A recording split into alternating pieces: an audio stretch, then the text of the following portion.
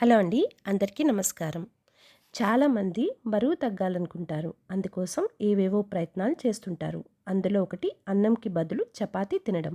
దీనివల్ల ఉపయోగం ఉంటుందా అనే విషయం మీద ఈ వీడియో చేశానండి. వీడియోలోకి వెళ్ళే ముందు మన ఛానల్ని ఫస్ట్ టైం చూస్తున్న వాళ్ళు సబ్స్క్రైబ్ చేసుకొని మీ సపోర్ట్ని నాకు అందిస్తారని ఆశిస్తున్నాను. ఇక వీడియోలోకి వెళ్దామండి. బరువు తగ్గాలనుకునేవారు డైట్ విషయంలో ఎన్నో జాగ్రత్తలు తీసుకుంటారు. తీసుకునే ప్రతి ఆహారం క్షుణ్ణంగా తెలుసుకుంటారు. ఇందులో ముఖ్యంగా వారు చేసే మార్పు రాత్రిపూట అన్నంకి బదులు టిఫిన్ చేయడం, మరీ ముఖ్యంగా చపాతీ తినడం లాంటివి. దీనివల్ల అనుకున్నంతగా బరువు తగ్గుతారా, ఫలితం ఉంటుందా, ఈ వీడియోలో మనం తెలుసుకుందాం. బియ్యం, గోధుమలు ఆహార విషయంలో రెండూ ముఖ్యమే. ఇవి లేకుండా ఆహారం అసంపూర్ణం. కానీ బరువు తగ్గే విషయానికి వస్తే మొదట ఈ రెండు ఆహారాలపైనే దృష్టి పెడతాం. ఎందుకంటే ఈ రెండిట్లోని బరువు తగ్గడానికి ఏది ఎక్కువ సమయం పడుతుందా అని ఆలోచిస్తూ ఉంటాం. అయితే ఈ రెండు కార్బోహైడ్రేట్స్తో నిండి ఉంటాయి. అయితే బరువు తగ్గడానికి ముఖ్యంగా కార్బోహైడ్రేట్స్ని తగ్గించాలి. వంటకాల్లో మనం నిత్యం తీసుకునే ఆహారాల్లో కార్బోహైడ్రేట్స్ అధికంగా ఉంటాయి, ప్రోటీన్స్ తక్కువగా ఉంటాయి. బరువు తగ్గడానికి మీరు ప్రోటీన్ ఎక్కువ తీసుకోవాలి, కార్బోహైడ్రేట్స్ని తగ్గించాలి. అందువల్ల తక్కువ కార్బోహైడ్రేట్స్తో కూడిన ఆహారం బరువు తగ్గడానికి అనువైనది.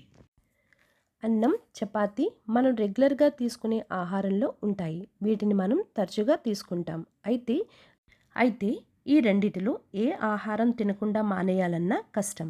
అయితే ప్రతి డైట్ ప్లాన్లో మనం ఇష్టపడే ఆహారాన్ని వదులుకోవాల్సిన అవసరం లేదు.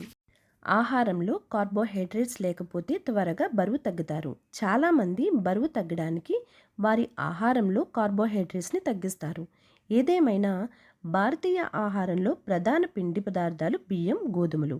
అన్నం, చపాతీ అనేవి భారతీయుల డైట్లో భాగమైపోయాయి. చాలా వరకు మన ఆహారాలు గోధుమ ఆధారిత, బియ్యం ఆధారితమైనవి. కాబట్టి బియ్యం, చపాతీలను పూర్తిగా మానేయడం సరైనది కాదు.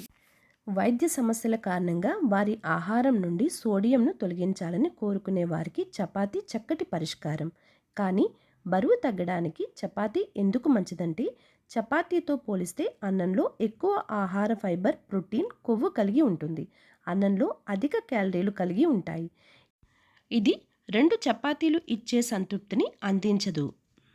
బరువు తగ్గడానికి ఎక్కువగా ఉపయోగించే ఆహారంలో చపాతీ ఒకటి. అయితే చాలామంది అన్నానికి బదులుగా చపాతీ తీసుకుంటారు. అయితే చాలామంది తెలుసుకోవాల్సిన విషయం ఏంటంటే, బరువు తగ్గడానికి అన్నానికి బదులుగా చపాతీ తినడం మంచిదే. అయితే వాటిని ఎంత పరిణామంలో తీసుకుంటున్నాం అనేది కూడా ముఖ్యమే. చపాతీలని ఎక్కువగా కూడా తినకూడదు. బరువు తగ్గడానికి రోజుకి గరిష్టంగా 4 చపాతీలు తినడం మంచిది. చాలామంది రాత్రిపూట అన్నంకు బదులు చపాతీ మంచిదని చెబుతారు. వీటిలో ఏది మంచిది? అన్నం కంటే గోధుమ పిండిలో 3 రెట్లు ఎక్కువగా కార్బోహైడ్రేట్లు, 10 రెట్లు అధికంగా పొటాషియం ఉంటాయి.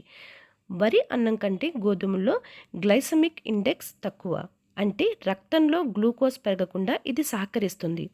అన్నం కంటే చపాతీలో 6 రెట్లు అధికంగా ఫైబర్ ఉండడం వల్ల అరుగుదల నిదానంగా ఉండి ఎక్కువ సమయం పాటు ఆకలి వేయదు. అన్నంలో ఉండే కార్బోహైడ్రేట్లు త్వరగా రక్తంలో కలిసిపోతాయి. మధుమేహ వ్యాధి ఉన్నవారిని ఇవి ఇబ్బందులకు గురిచేస్తాయి. గోధుమల్లో ఫైబర్ ఎక్కువగా ఉండడం వల్ల నిదానంగా జీర్ణమవుతాయి. కార్బోహైడ్రేట్లు ఒక్కసారిగా రక్తంలో కలవకుండా ఉంటాయి. అందుకే అన్నం కంటే చపాతీలు ఆరోగ్యానికి మంచివి.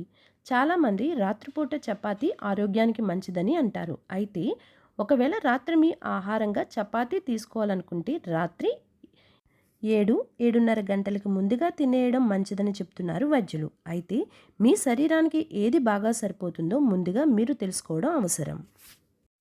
సో ఫ్రెండ్స్, ఈ వీడియో మీకు అర్థమైందని అనుకుంటున్నానండి. డైట్ చేయాలనుకునే వారికి ఎలాంటి చపాతీలు తింటే మంచిదో నేను నెక్స్ట్ వీడియోలో చూపిస్తానండి.